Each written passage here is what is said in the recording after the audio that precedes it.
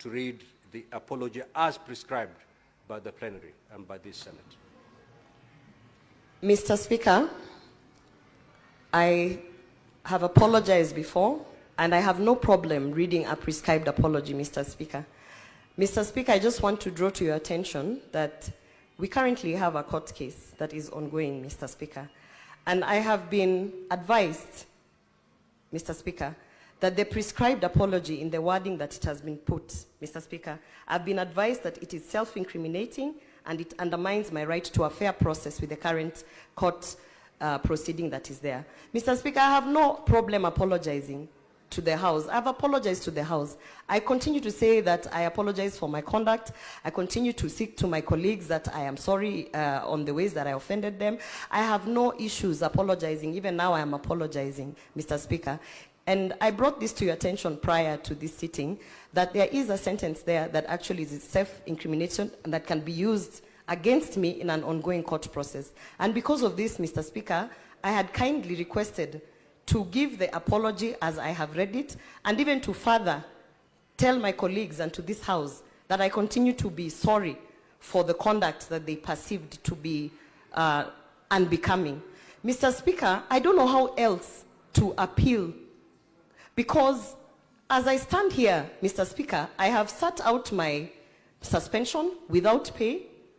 I have suffered the consequences of reporting issues, Mr. Speaker, and I continue to suffer those consequences, and I'm okay with that. However, Mr. Speaker, I really don't understand in whose interest it is for a prescribed apology with a self-incriminating sentence that actually puts me in an issue. So, Mr. Speaker, I appeal to my colleagues and to this House.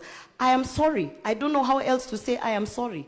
I have said I'm sorry before. No. I am saying I'm sorry again, Mr. Speaker. Senator Gloria, you cannot raise a point of order. The senator is not properly admitted to the House. So you cannot raise a point of order against her. Now, Senator Gloria, let me help you. It is not up to the Speaker or the Chair to vary the apology. The apology was prescribed by the Senate sitting at a plenary. It is only the plenary sitting again to reopen this matter and amend that particular apology. As it stands, it must be read as contained in the report. So you either read this apology as prescribed, or you go think about it and come back at any day, any time that you'll be willing to read it as is prescribed. There is no two-way about it, because by allowing the apology that you've read out, and basically usurping the powers of plenary by amending a report that was passed and adopted by this Senate. I do not have those powers. I stand guided, Mr. Speaker. Thank you. I will, I have, as I've said, I have no problem reading it. But I have been advised, Mr. Speaker, and I'm not a legal expert, and I have an ongoing court case, Mr. Speaker. Senator Gloria. So it's I don't know simple. what else is required from me, Mr. Speaker. The Chair is speaking, Senator Gloria. You know our standing orders. I have told you that there's only two ways. There are only two ways. You either read as prescribed, walk in and take your seat, or you don't read as prescribed and you walk out until such a time that you'll be ready to read the oath as prescribed. Which way do you want to go?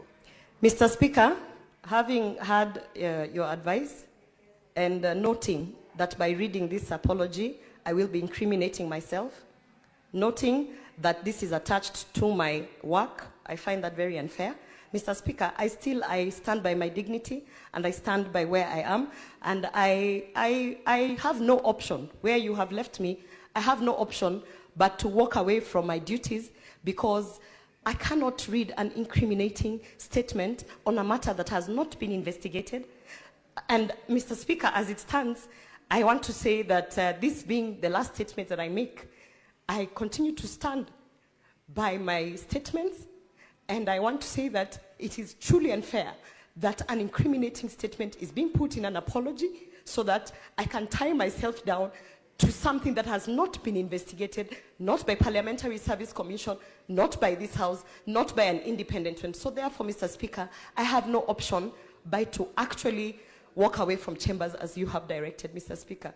And having said that, I would also want to inform this House that it is happening to me now, but it is going to happen to you in the future. Because I am not fighting anyone. I am actually saying I reported a case, it has not been investigated, and the powers that be are actually influencing a process so that I can incriminate myself and therefore perjure myself in a court case that is ongoing. I find this very unfair, and this being the upper house, Mr. Speaker, I want to say that I'm disappointed, and I want to say that I am not going to trade a salary for something that has not been investigated.